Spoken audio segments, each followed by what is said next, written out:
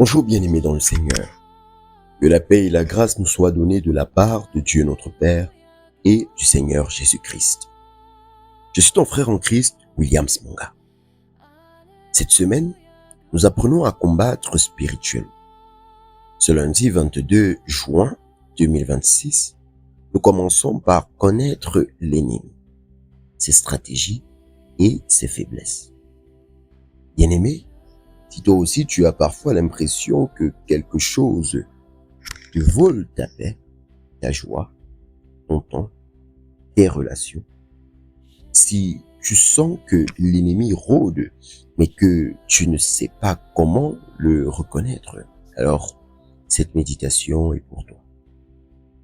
Notre verset de méditation du jour est Jean chapitre 10, le verset 10, qui nous dit que le voleur ne vient que pour dérober, égorger et détruire. Mais moi, je suis venu afin qu'ils aient la vie et qu'ils soient dans l'abondance. Bien-aimés, avant de comprendre ce que ce verset signifie pour nous aujourd'hui, rappelons tout d'abord le contexte. Jésus parle à une foule de Juifs. Juste après avoir guéri un aveugle de naissance, il utilise l'image du berger et des brebis. Il dit que les vraies brebis entrent par la porte, qui est lui. Mais il y a des voleurs, des brigands, qui ne passent pas par la porte. Tu vois? Donc, Jésus distingue son œuvre de celle de l'ennemi. L'un vole, tue et détruit, tandis que l'autre donne la vie en abondance. Donc voilà un peu le contexte. Maintenant, pour comprendre le sens profond de ce passage, prenons une image. Imagine un voleur qui rôde autour d'une maison. Il ne frappe pas à la porte. Il observe. Il cherche la faille. Il attend le moment où tu es discret ou fatigué. Donc, son but n'est pas de te déranger simplement, mais de prendre tout ce qui a de la valeur, de blesser, de te ruiner.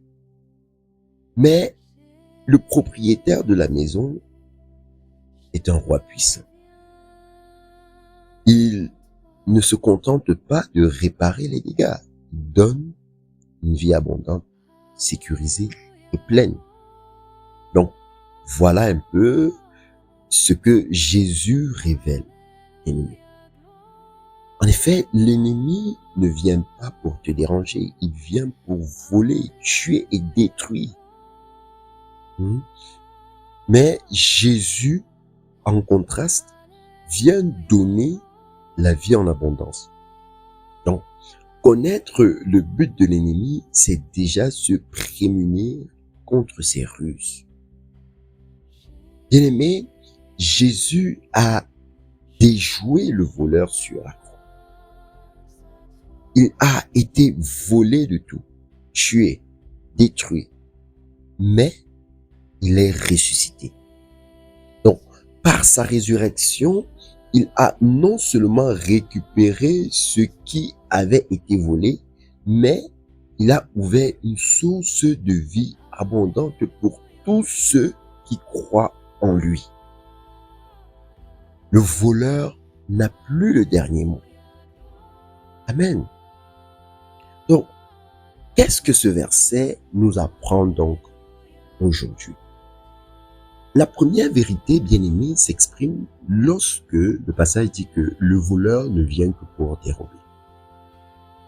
En effet, bien-aimé, on verra que l'ennemi vole ta paix, ta joie, ton temps, tes relations, ta santé, ton espérance. Il ne prend pas toujours des choses visibles, mais il prend ce qui a de la valeur. La deuxième vérité s'exprime lorsque le passage dit égorger et détruire.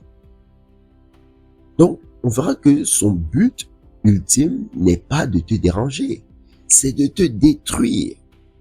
Donc, bien-aimé, ne sous-estime jamais l'intention de l'ennemi envers toi.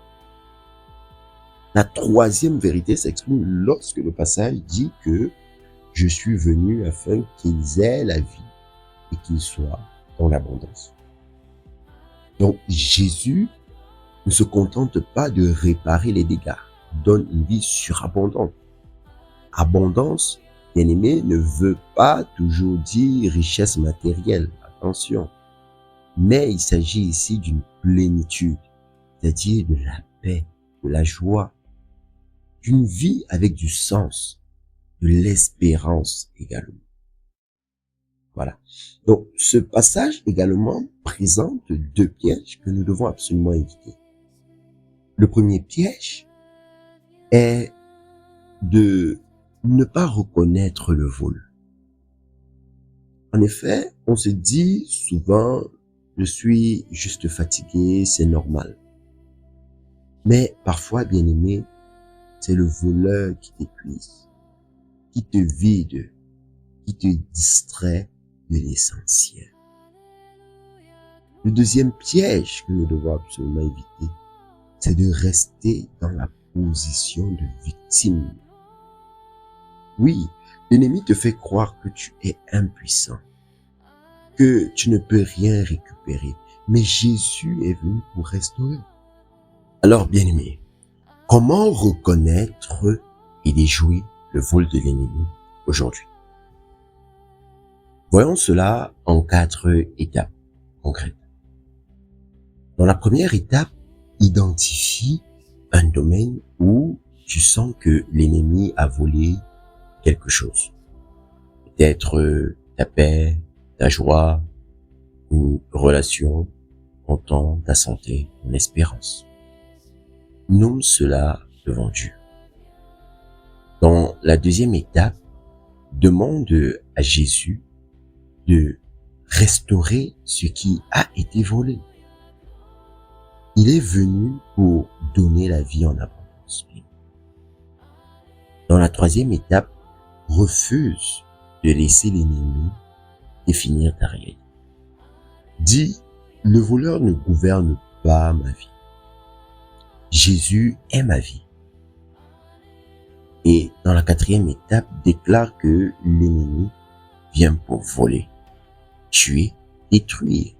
Mais Jésus est venu pour que j'aie la vie et que je sois dans l'abondance. Amen. Bien-aimé, lorsque tu mettras cet enseignement en pratique, il y a 3 choses qui changeront dans ta vie au quotidien. Le premier domaine, c'est quand tu sens que tu perds ta paix. Qu'est-ce que tu feras? Tu verras que au lieu de subir désormais, tu reconnaîtras que c'est un vol de l'ennemi. Tu te tourneras vers Jésus pour qu'il restaure ta paix. Donc, concrètement, quand l'anxiété de l'ennemi monte, arrête-toi et dis, Seigneur, l'ennemi essaye de voler ma paix. Je la réclame en ton nom, au nom puissant de Jésus. Tu vois? Le deuxième domaine, c'est quand tu te sens fatigué, vide, découragé. Tu verras que au lieu de t'épuiser davantage, tu vérifieras si l'ennemi t'a volé ton énergie spirituelle. Tu demanderas à Jésus de remplir à nouveau. Donc, concrètement, bien-aimé, prends toujours 5 minutes de silence. Fais-le aujourd'hui, 5 minutes de silence. Dis, Seigneur, je te donne cette fatigue. Remplis-moi de ta vie. Le troisième domaine, bien-aimé, c'est quand tu verras un frère ou une sœur attaqué. Tu verras que, au lieu de rester indifférent, tu reconnaîtras l'attaque et tu prieras avec lui. Tu l'aideras à réclamer la restauration. Donc, concrètement, si un frère est découragé, dis-lui que je pense que l'ennemi essaye de voler ta joie. Prions ensemble pour la récupérer. Voilà.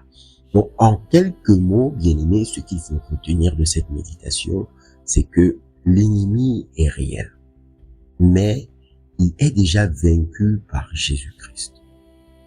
Son plan est de voler, tuer et détruire. Mais Jésus est venu pour te donner une vie abondante, ici et maintenant. Donc, ne le laisse pas te la voler. Bien-aimé, de plus, si cette méditation t'a aidé à reconnaître une attaque, partage ton témoignage en commentaire. Cela encouragera également d'autres personnes à ne pas rester victimes de l'ennemi. Et rejoins aussi notre groupe de suivi actif chaque jour dans la présence de Dieu sur WhatsApp. Les liens sont en description. Ensemble, nous apprenons à reconnaître et à déjouer les ruses de l'ennemi. Prions ensemble, bien-aimés, pour clôturer cette méditation. Adorable Père Céleste, nous venons à toi dans le nom puissant et souverain de Jésus-Christ. Merci Seigneur Jésus d'être venu pour nous donner la vie en abondance. Nous reconnaissons que l'ennemi a volé tant de choses dans notre vie. Alors aujourd'hui, nous le réclamons dans le nom puissant de Jésus-Christ. Nous réclamons cette restauration. Nous refusons de vivre en victime. Le voleur n'a point le dernier mot. Père, ta vie en nous est plus forte que sa destruction. Alors nous prions afin que tu restaures ce qui a été volé. Remplis-nous de ta paix, de ta joie et de ta vie dans le nom puissant et souverain de Jésus-Christ. Amen.